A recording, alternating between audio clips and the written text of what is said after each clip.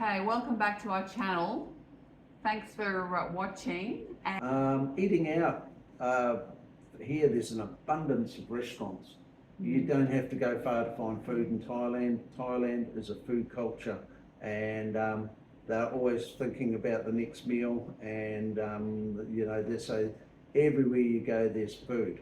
There's coffee shops on every corner, sometimes next door to each other. Yeah. Especially Chiang Mai, I think it's like coffee central for the world. It really is. And they have really good coffee, and it's so cheap. I mean, we go down to a fellow down the road here, and we pay equivalent 40 baht for $2.50. a little cup. But you know, it's great. Never went out for coffee in Australia because it was just expensive. I mean, like $6, $7 for a large cup of coffee. And even if you wanted to have a piece of cake, they've got beautiful cakes, beautiful pastries, and they're just so reasonable. You know, you can have a lovely gourmet piece of cake, cheesecake with berries and all that, you know, carrot cake, whatever you want, probably for about $4. Yeah, even $3 or $4, depending on where you go. This just depends, yeah. The other big thing here when you're eating out, forget knives and forks. Maybe if you go to a really upmarket restaurant, you might get a knife and fork. Here you get spoons and forks. Yeah, spoons and forks. Or chopsticks. Yeah, chopsticks. And you soon get used to dining out with chopsticks, that's for sure. Going out to eat can be a lot different to what you're used to. You know, here you'll go into a restaurant, the staff often don't come out from behind a counter. If you just go into a casual cafe, they'll just indicate where, you know, sit where you want. They'll point to where the menus are. You just help yourself to a menu, sit down. Some places they do give you a menu, they'll serve you, they'll bring you a glass of water before you order, that sort of thing. Depends on the quality of the restaurant. I mean, we've been to some high class restaurants here. Especially when we went out for my birthday, and then we just go to the local Ma and Pa cafe, so where you have to actually go up to the counter and order. Yeah. So you know, there's different levels of service here. Yeah, and also if you've just got to get used to some meals will arrive before others, so you just start eating your meal. You're better off not to order your dessert until you've had your main. Because they're likely to bring you dessert before you've had your main. We've had that a few times. So they don't do it in order, and they don't bring them all out at the same time. But I think that's well known here in Thailand. Yeah, it's not that's a thing right. for them. And restaurants here, they don't seem to have big car parking spaces. We've been to a few that have got car parking, but for the majority, no. You've just got to park and walk. Well, you park on the side of the road. I mean, they park going that way, they park going that way. It doesn't matter here. Yeah. But you do have to be mindful about parking your car, because we did a video on getting our wheels clamped because we parked on the wrong side of the road at the wrong day. So you've got to be aware of where you can park. There are car parks around where you pay. They're just like a vacant block of land, and they use it as a car park. They don't have any underground parking like they do in Australia here. So, but the car parking, if you do have to pay, it's like 50 baht or something. Yeah, yeah. It's really cheap. Yeah, and we have been to some restaurants where, one in particular, I remember coming out and it was raining, and they gave us an umbrella, and the guy, one of the staff there followed us to our car, which was parked down the road, and collected the umbrellas once we got to the car. Oh, that was at Duke's. Yeah, at Duke's, not far from where we live. They have parking, and there's quite a few Duke's. There's a lot of different restaurants that we've been to that we will recommend. There's Yummy Pizzas, there's Duke's. You know, we've bin to quite a few around town. Yeah, so. and take some, if you're going out to a restaurant, Lorna always carries some wet wipes in her bag. Because the table napkins are only tiny and very thin, and you'll have to have 3 or 4 of those to accomplish what you would with one napkin, say if you're eating in a Western style restaurant in a Western country. But here it really doesn't apply, so it pays to carry some wet wipes around with you for that reason. Public toilets, how have you found them since you've been here? Well, I find them to be they're fine. They're very clean. They have attendants that clean the toilets. They're always there when you use them. The toilets in the malls are lovely. And even at the local shops, you know, the toilet, there's lots of toilets available. If you're worried about finding a toilet when you're out, there are lots of toilets. They do not always provide toilet paper, but the majority of them do. So you can take your own in your bag just to make sure. Okay, so in some places that you go into, there might not be any toilet paper, but they do have what's known as butt gun here, and it's like a bidet on a squeeze, like a hose pipe. So you have to use that. So again, if you might have a look in the cubicle before you use it. Is there toilet paper in there, or is it outside the cubicle? They may have a roll just sitting on the wall, and you take your bit of toilet paper in there to dry yourself after you've used the gun. So you just have to be mindful, that's Yeah. all. It's no big deal. There are toilets around when you get further out and you're travelling between towns where they just have the hole in the Squat ground. toilets. Yeah, that's right, but they're not that common. And they do have ordinary toilets you can use as well, so... Yeah, and to flush those squat toilets, they usually have a bucket of water sitting beside, which you have to tip down the toilet to flush it. But most places have proper toilets and they're very clean. Yeah, so. yeah, you can find Western toilets basically everywhere you go. So moving along, hairdressers for men and women. Personally myself, I found a good guy down the road. He just has it's a ute, well, a small pickup truck with a hairdressing salon on the back. It's like a van. Yeah, it's just a hairdressing truck, they call it, and they charge $8 or 200 baht for a haircut, and they do a really good job. You can get fades, you can get any type of modern styling, they do it, and it's done cheaply. Though I always give my hairdresser a tip, because I think he would, you know, for half an hour or 3/4 of an hour's work when he's cutting your hair, you know, he deserves a little bit more, so I always give him a tip.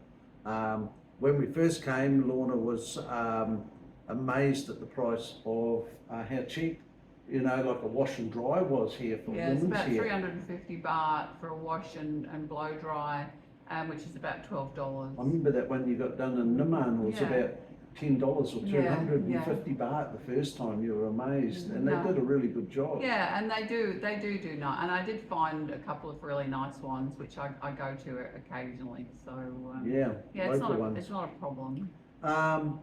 So dental care here. Having been to the dentist myself, I've actually had a root canal and a crown done here, so as well as a clean. So I found the dentistry here to be top notch and really, really well priced. You'd be surprised. I know for instance, a root canal and crown in Australia will cost you $2,000, you know, plus even more sometimes, some a little bit cheaper. Here it works out about $600, $600 to $700 for the root canal, the crown, the lot. So, but they do it a little bit differently here too. For those of you that have had them, here I had to go about 4 times for the total procedure. But I found each time that they really, really take their time and they do it well, and they communicate with you well. The dentists speak English, and they're all trained. A lot of them are trained in, say, Hong Kong, or some have been to Germany, some have been to England. So they're really good. I haven't been to the dentist yet, so I can't comment on that. No, you're about to. But we can comment on the hospital service here, which we have had a few times. We've been to hospital, especially with John breaking his ankle. Yeah. So how did you find all that? Well, you know, having been at the coalface of it all, I found hospital care here to be outstanding. From the moment you walk in, the care that they give you, from, you know, they greet you at the door. They always have someone opening and closing doors for you. If you come in and you're incapacitated like I was, I came in on crutches, immediately got me a wheelchair, sat me in, took me over to the counter, sorted out insurance, that sort of thing, and man, I was having my surgery done within days. I had to wait a few days because I had some trauma blisters, but Had I not had them, I would have had my surgery done practically within a day of seeing the specialist. That's the other thing here. If you want to see a specialist, Lorna has. You've seen the specialist here. The specialist that you see here, you go to the hospitals basically to see the specialist. So, and it's real, like I've been up there, I saw 2 specialists and on different occasions, and I just went up to the main desk in the Bangkok hospital and told them what I needed and who I wanted to see. And I was up there seeing the specialist within half an hour. And that basically that was all the wait that I had. Yeah. And yes, it was a private hospital, and I did have to pay, but to pay to see the specialist, I think it was like $20 or something, or $25 each time you go. So going to the hospital is a good thing because that you get treated really well, and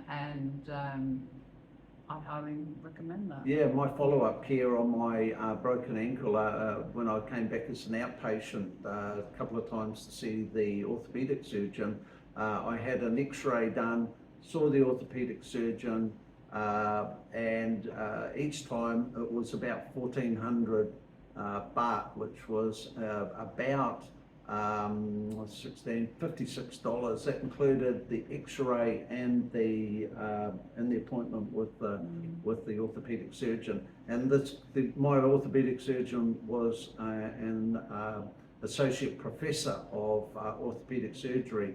So he's one of the top surgeons here in orthopedic surgeons in Chiang Mai. So you'd expect if he was in the Western world, Western medical system, you'd be paying a lot more than that, and you'd be waiting months to see him.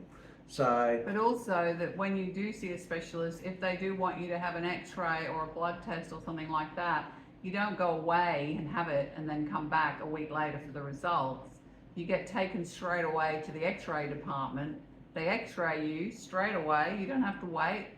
CT scan, x-ray, immediately. There's no waiting. They wheel you straight in.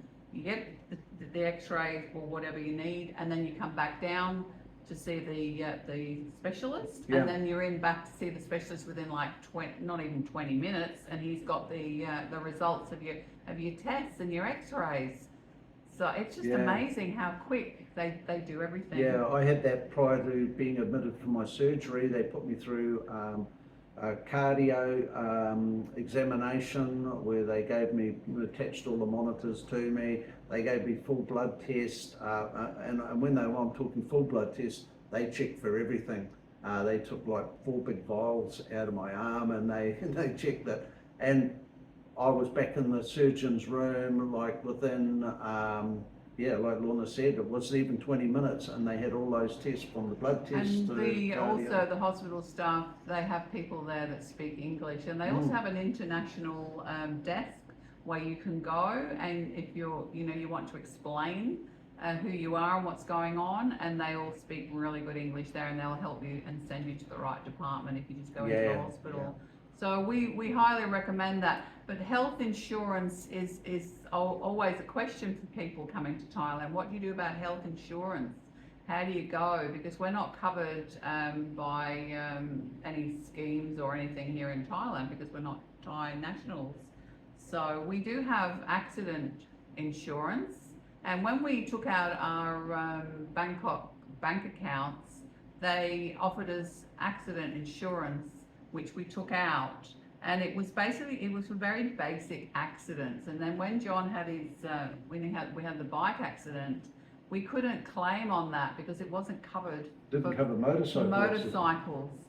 Which we didn't know at the time because we were new here. So this is why we're sharing this to help you to know what to do. So we now recommend what was the level of accident insurance? Well, we went back and we Bangkok Bank, had we known, like Lorna said at the time when we bought the smaller policy, had we known to ask for the VIP policy, which was like $200 to buy for a year, I would have had a lot more cover for the motorcycle accident.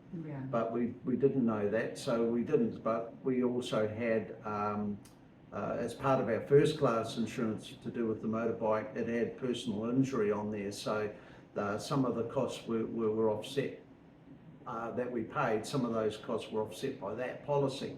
So had we known, we basically would have had the whole lot covered. We would have, and Yeah. it's not expensive. No, We've it's paid really for, good. for both. We've got each single policies each. Yeah, And what was each policy? well, it's 5,000 baht, so 5,000 baht. $200 So Australian. it's $200 each to have this accident insurance, which covers us for any accident. Because recently I had a fall, and that was in one of the previous videos that we've put up, if you want to go back and watch that, and going through all of that. And I was able to claim everything to go to the hospital. I didn't pay anything. I didn't even pay for any medication, which in Australia, when you have health insurance, you still have to pay for your own medication. You don't get that at any discount. No. But here they give you everything. They even gave me, dressings and stuff. All the saline solutions. All of that to put on my knees and everything. So no, the accident insurance is well worth taking out. And you got follow-up care with the orthopedic surgeon, and just to check your neck was good. And I had a CT scan and X-rays on my hands.